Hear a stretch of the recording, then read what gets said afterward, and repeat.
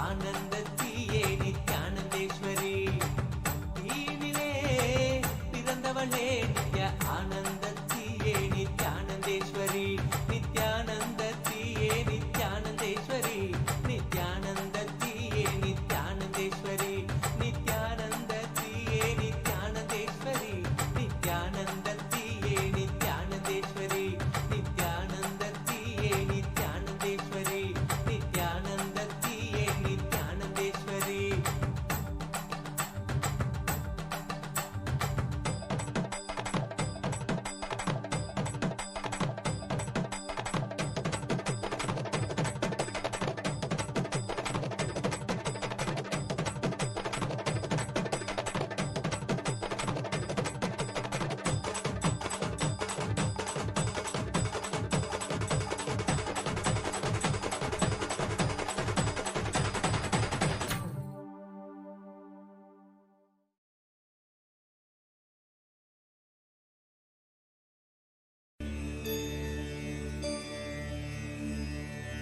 அருமருந்தே அண்ணாமலையோனே ஆனந்த நித்தியனே அகருள் மாய்ப்பவனே, சிறிதே சிந்தை இறங்கி கருதும் எக்கணத்திலும் எம் கண்முன்னே நீயாடிவ,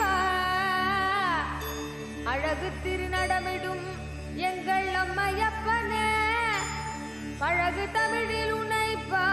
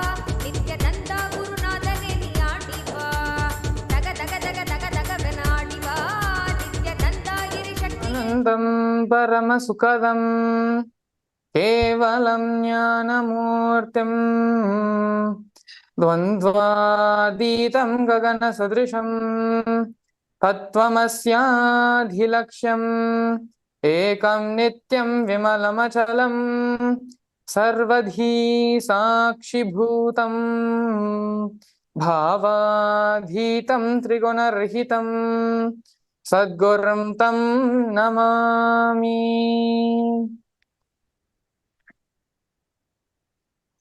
Nithyananda, everyone.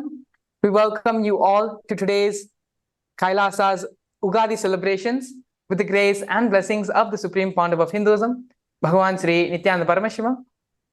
Ugadi is one of the New Years of KAILASA, one of the New Years of Sanatana Hindu Dharma.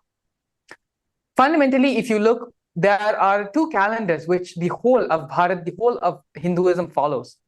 One is the lunar-based calendar, and the other is the solar-based calendar. Today, we are celebrating the auspicious occasion where on the lunar-based calendar, the new year is starting today. In the states of Andhra Pradesh, Karnataka, and Maharashtra, all these states, we are celebrating the new year today. And along with me, we also have Sri Brahmasukhananda Maharaj, Nithyananda Maharaj. Yes. And today, both of us are going to be here with you, helping you to make the impossibility in your life as possible. As we are entering into the new year, as we are entering and embarking on another year in our journey, we're going to use how the Supreme Pontiff of Hinduism has beautifully given us all the technique on how to manifest our reality, how to make our conscious resolution for this year. And through that, manifest the reality which we want. And so I'd like to all again sincerely thank all of you coming today and being a part of the Ugadi celebrations, KAILASA's Ugadi celebrations. And joining us very soon, the Supreme Pontiff of Hinduism himself is going to be gracing us and giving us the darshan and gracing us live. So please stay tuned, where shortly after the Nithyananda TV segment, we are going to be having the darshan of the Supreme Pontiff of Hinduism. So as we are speaking of celebrations, in today's session, we're going to be covering how the Hindu celebrations contributes to the world on a multitude of levels, not only preserving our grand heritage, having us live in abundance as one of the greatest financial contributors in a society across the globe, but also manifesting the higher consciousness in everyone, observing these celebrations and reducing the overall crime rate and making Hindus the happiest people in the entire world. Hinduism is one of the most peaceful contributing civilizations on the planet Earth. The indigenous Hindu nations have lived peacefully for more than 10,000 years without invading or colonizing any other nation. Hindus do not convert, Hindus do not terrorize other people. Hindus neither have the concept of trying to colonize others. Hinduism only teaches to contribute selflessly without any hidden agenda.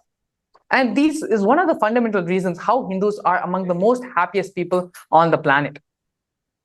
Yes, Brahmasukha Maharaj. Yes, Maharaj. In fact, a study by the Office of National Statistics, ONS, in UK has found that people belonging to the Hindu community are the happiest people in the country. The ONS study analyzed the happiness and personal well-being of more than 300,000 people over 3 years between 2012 and 2015. The average happiness rating was 7.38 out of a maximum of 10 points. Hindu community scored 7.57 for happiness, well above the average and also highest among all communities. Hinduism is the science of living enlightenment. The Hindu practices, lifestyle, celebrations, the value systems, all the best principles of life, the ancient Hindu rishis, enlightened masters, and incarnations devised for us are deeply ingrained into the being and lifestyle of the Hindu people.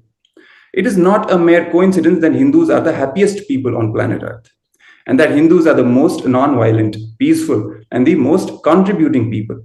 It is Hinduism that has made this happen.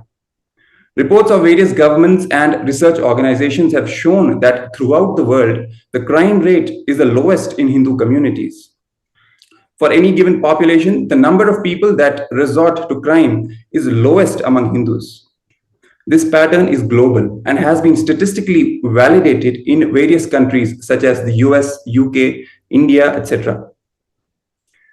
In fact, consistently, it is seen that the percentage of Hindu population in prisons in relation to the total Hindu population of those countries is the lowest of all communities. Throughout, Hindus are the most peaceful and crime-free community in the world. In fact, even ahead of Buddhism in this regard. Terrorism and extremism is also the least in Hindu communities. In the US, the Hindu community has the lowest incarceration and Hindus have the lowest crime rate of all communities in the US.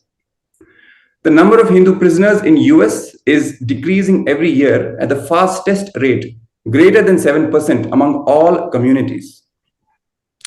Some experts specifically raise concerns that prisons could be a breeding ground for homegrown terrorists. The Pew Research Center carried a 50-state survey of US prison to monitor religious terrorists originating from US prisons. It was found that Hindus had the least religious extremist ideas among all prisoners in the US. 65% to 75% of the US population is Christian, which reflects in 66% of the US prison population being Christian as well. But this does not apply for Hindus. Only 2% of the US population are Hindus, but the US Hindu prison population is at a mere 0.2% of the total prison population. It means the incarceration rate among Hindus is 1/10 compared to others. As displayed, the percentage of Hindus turning to substance abuse is also the lowest among all communities in the UK by a great margin. Mangala Maharaj, you want to share some more statistics with our audience?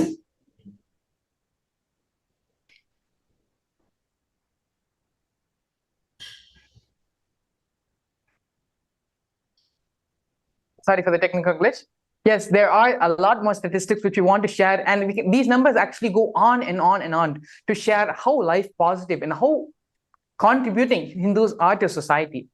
And we would like to actually take this opportunity, take this time for all our viewers to comment in the YouTube chat about how do they think, why do they think Hindus are the most life positive? What do they love and enjoy the most about being a Hindu? Anything you could feel, as most of us are practicing and are KAILASA's citizens, what is the thing they love the most about being a practicing Hindu? And so continuing on the various statistics which we have prepared, 96% of the Hindu community in the US have a higher education. This is 2.5 times the national average and the highest of all communities in the US. These highly educated Hindus become the backbone of the country's economy and the social welfare system. In Hinduism, the medical profession is considered a noble field, not meant for profit, but meant for service. And it is for this reason, in traditional Hindu medical system, all medical services were offered free of charge. Even Hindu medical practitioners of contemporary medicine follow the Hindu principle of offering the service at least for a possible charge or even sometimes completely free for those in need. And still, even though they're offering the services for free, they're still providing the best services possible. It is the attitude of seva, the attitude of selfless service from Hinduism that is in the Hindu doctors and that have made them their international brand. More than 7% of the doctors in the United States are Hindus, whereas Hindus constitute merely 2% of the total US population.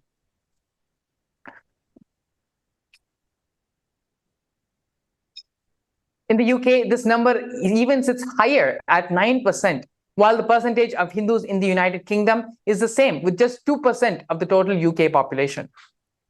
This shows that the Hindu civilization contributes 4 to 5 times the number of doctors as compared to other communities.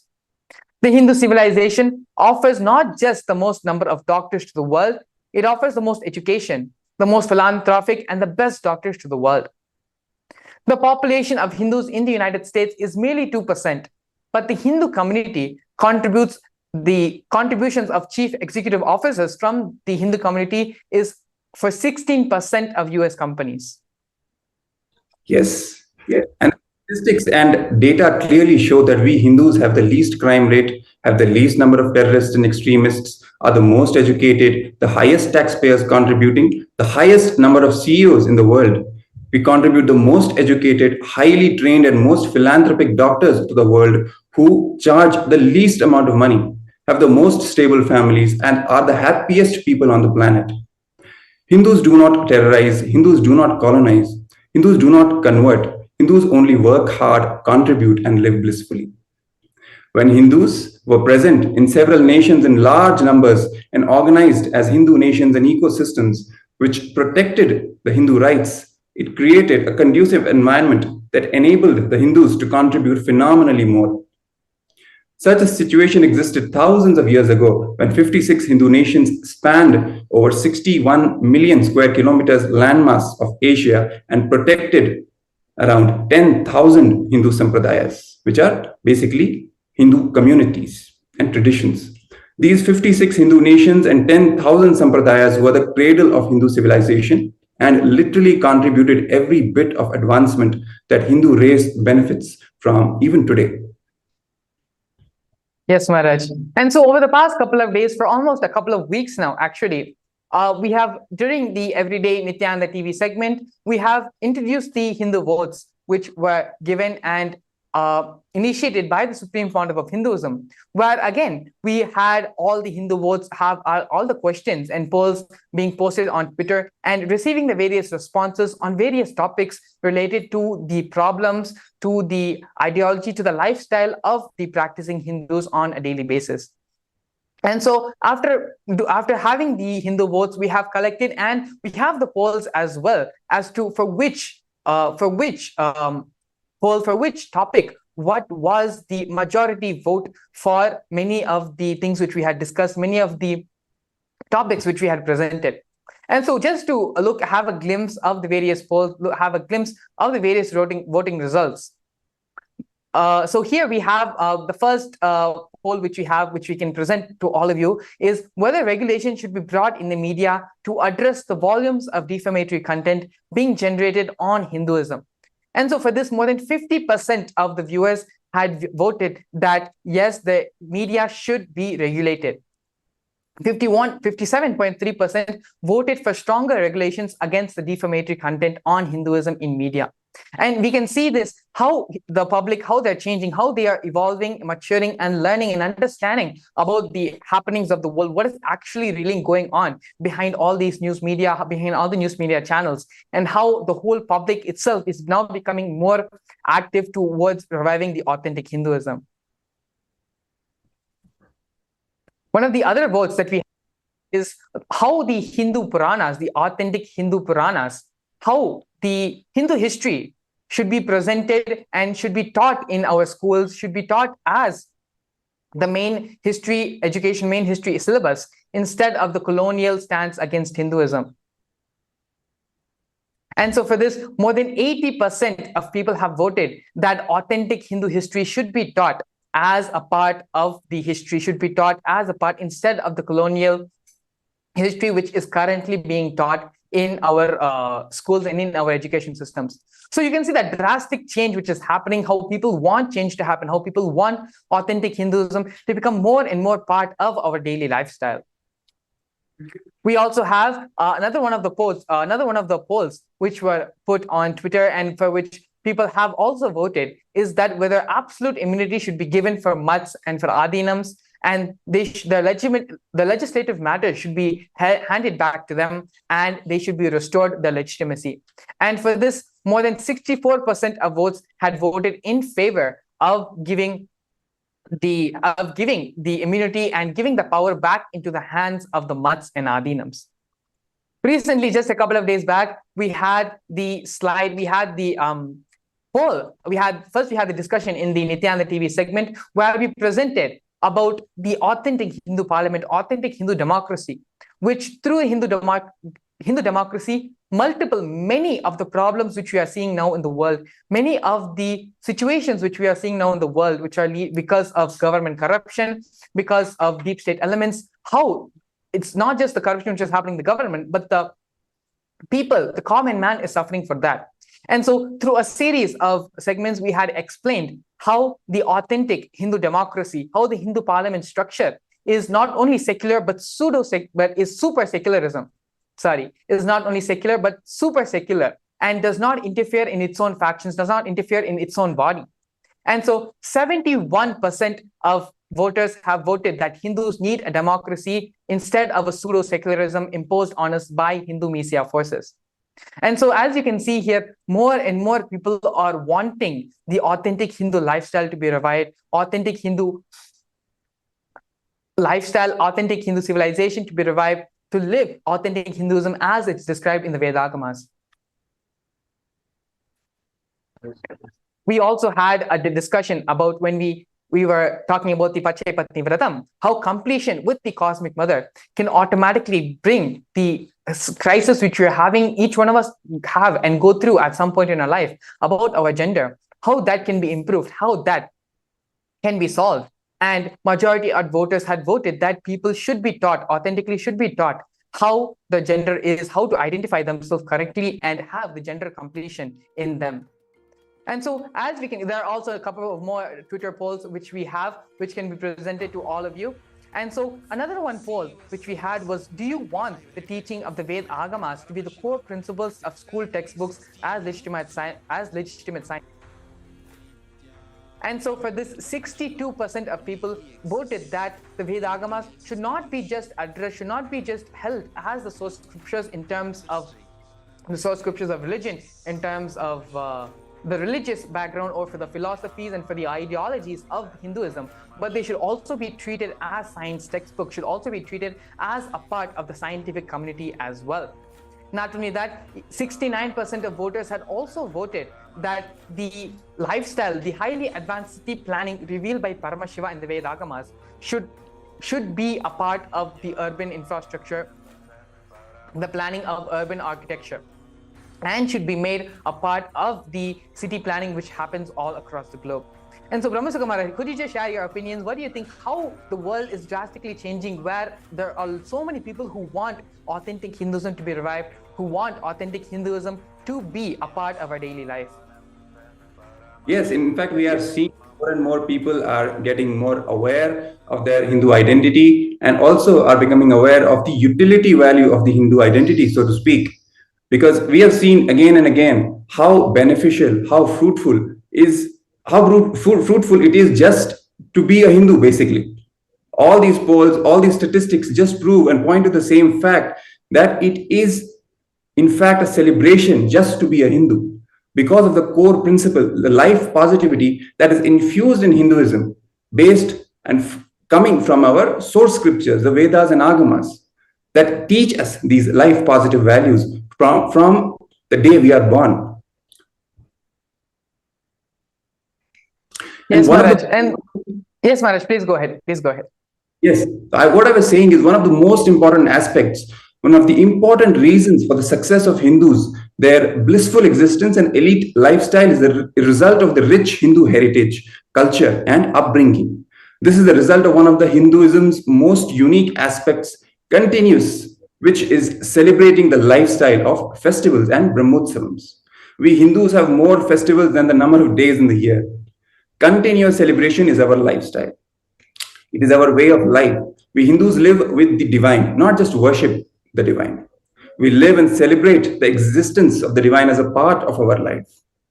This is our uniqueness. It is not just worshipping of the divine, it is living with the divine, celebrating the divine, being a part of the glorious life and Leela, celebrating it as it happened. So our festivals, our Brahmotsavams, the celebrations are based on the true Hindu history revealed in the Puranas, Itihasas, which are compiled and organized by the Vedic rishis. It is because of our rich and glorious history, the festivals, Brahmotsavams, they are rich, which in turn builds the strong Hindu identity. During the ancient Vedic civilization, temples were their center of life. Temples were the epicenters of the Hindu Vedic civilization. Each village, each community of Bharat had at least one temple. The temple served as multiple purposes for its community, village, and even city. Yes, Maharaj. And yes, and there's actually another one, which was personally actually, which surprised me the most, is that this is coming back to the Hindu votes. And as you were mentioning, Maharaj, just coming back to the Hindu votes for a moment, is the first poll which we had posted out when the beginning of the Pachepatni Vratam. And so just to give a little bit of context to all our viewers, the Pachepatni Vratam is the 28-day Vratam, 28 day of fasting observed by Devi Parashakti Mariamman herself. And this Vratam being observed by Devi herself is giving us also the opportunity to observe the Vratam along with Devi Parashakti for the purification of our entire system to happen, so that the science of immortality, the science of Kaya Kalpa, can start manifesting through us, and to overall detox and remove all the toxins and parasites from our system, and to create a space to have the superconscious powers of Paramashiva to manifest. And so on this day, we had posted a poll about whether Vratams should become mandated law, as to whether people should follow Vratams as a mandated law. And 47% of voters, which is the majority, had voted that the Vratam should be mandated part of the law. And so actually, if you can see, the poll is being projected. We have three different options: whether Vratam should be mandatory, whether Vratam should be flexible, and Vratams should not be made mandatory. And majority of people had voted that Vratams should be mandatory, not even for Vratams to be flexible, but Vratams to be mandatory.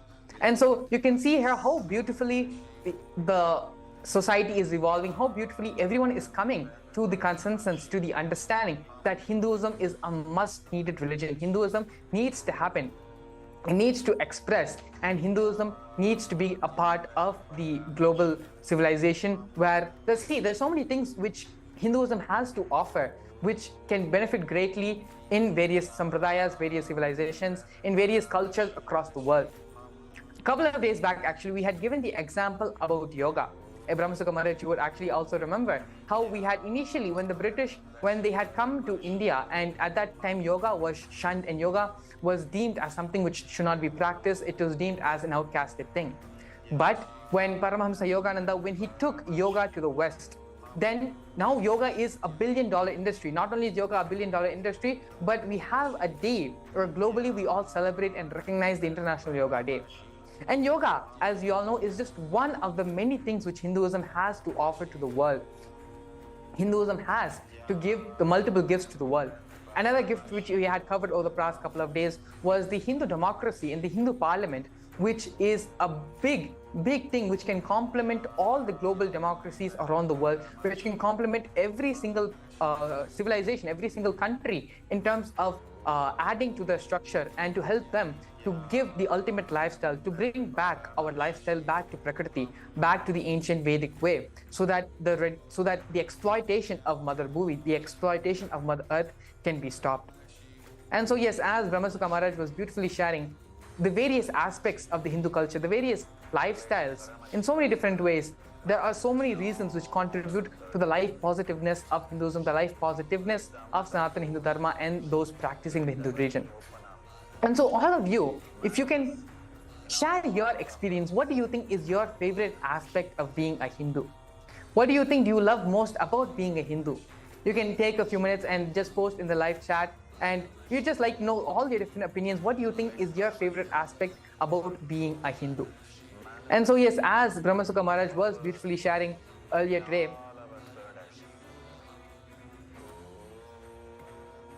it is the upbringing of Hindus, it is the upbringing of the Hindus, the way the Hindus are brought, the way the culture, the heritage is. And not only that, the festive lifestyle Hinduism has to offer is one of the core reasons and the sources why Hinduism is not only such a life positive religion. Hindus are the most happiest community around the world. If you take every moment from when a Hindu child is born, every moment from when a Hindu child is brought into the earth, brought into the world, from the time the mother becomes pregnant to the time the child has the first piece of rice in his mouth, the child has the naming ceremony, every single aspect, every single step of the life of a person beautifully is ritualistically given, ritualistically initiated, and the person grows in a very beautiful manner. Because as Maharaj mentioned, living with the divine is something which is unique to Hinduism. It is not just worship, it is not just recognition. It is just living with the divine on a day-to-day basis.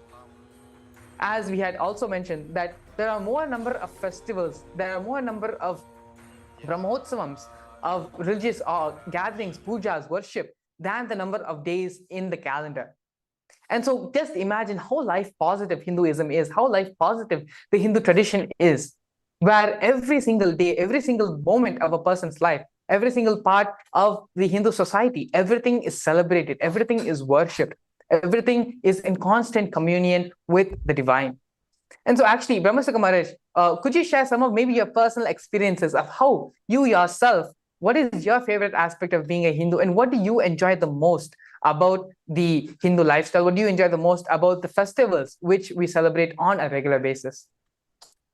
Yes, of course, Mara. See, if I personally think about my own life, one of the most important aspects and one of the most, I would say, intelligent aspects of Hinduism, which has been designed by incarnations themselves, is that they have ingrained and engraved these truths in the very lifestyle of Hindus, the culture, the music, the dance, the storytelling.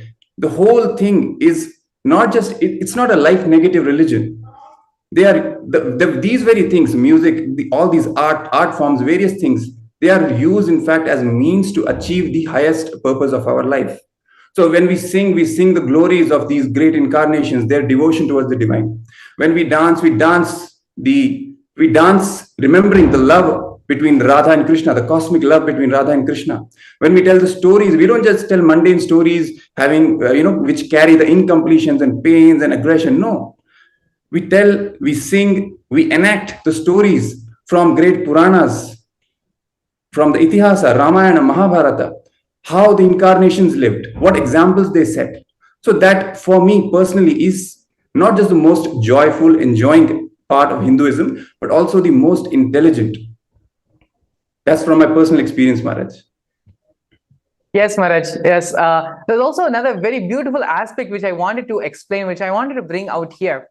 And so, see, every Leela which is happening, earlier a couple of days back, we had spoken about Puranas and Itihasas, right, Maharaj, if you remember, and how that the Puranas, how that the Itihasas are basically the cultural backbone. Because without the Puranas, without the Itihasas, without our glorious history, Hinduism is nothing. And there is nothing Hinduism is without that. And it is so only with the glorious Puranas, the glorious Itihasas, Hinduism is what it is today. And removing that is actually doing a very great injustice to not only the Hindu youth, but also to every Hindu around the world, without giving the right role models and without giving the right people, the right models who have happened and who have walked this earth, who have become examples for all of us. And so every Brahmotsavam which we are celebrating, every ritual which we are doing, we are celebrating a Puranic happening. We are celebrating our great, glorious, legendary history. In a couple of days today, we are going to be having the Ram Navami celebrations, Ram Navami Brahmotsavam.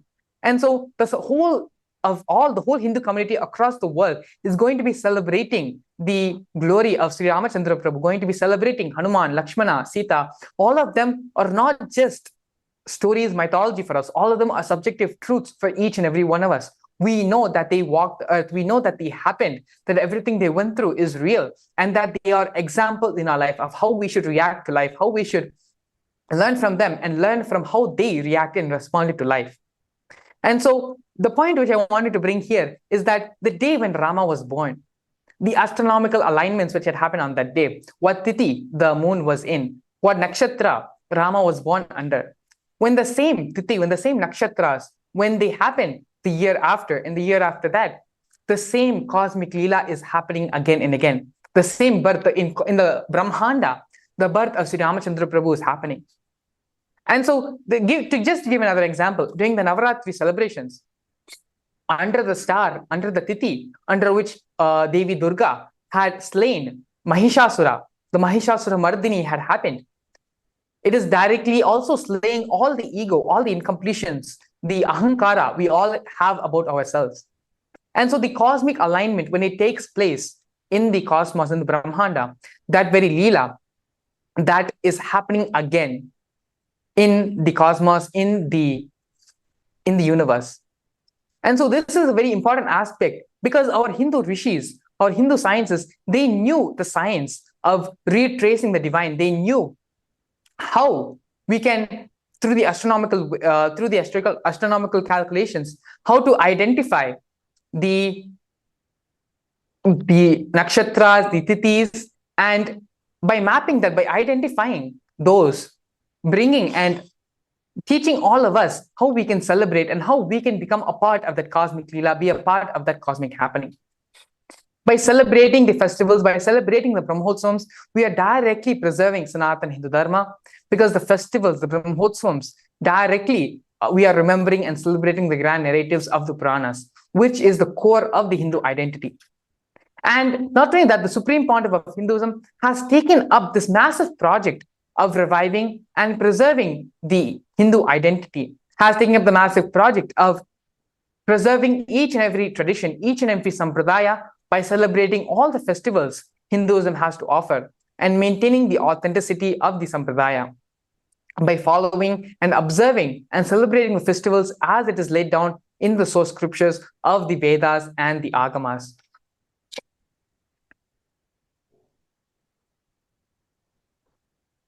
Yes, recognizing this being undertaken by the Supreme Pontiff of Hinduism, the Asia Book of Records, they had awarded the Supreme Pontiff of Hinduism, Bhagwan Nithyananda Paramashivam, for celebrating the most number of festivals and Brahmotsavams in a year.